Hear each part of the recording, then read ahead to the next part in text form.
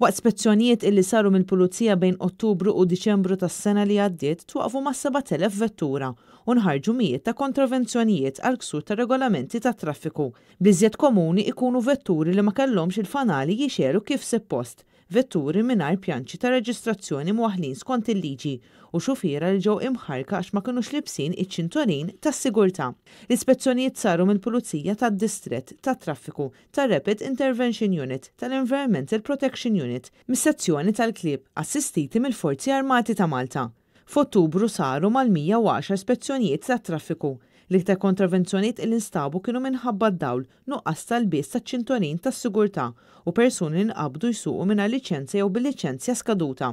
Matul dawn l-ispezzjonijiet 10 persuni instabu fil-pussess ta' droga kannabis u crushers, waqt li żewġ sewwieqa kienu qed isuqu taħt l-effett tal-alkoħol.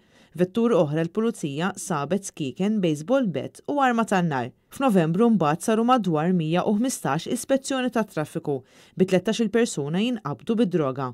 Waqt fiċċijiet illi saru fil-vetturi, il-Pulizija sabet ukoll persuna fil-possess ta' pepper spray u anke żewġ armi tan-nar. Il-ħidma komplet f'Diċembru b'madwar 150 ispezzjoni, minn dawn 14 inqabdu jsuqu taħt l-effett tal-alkoħol.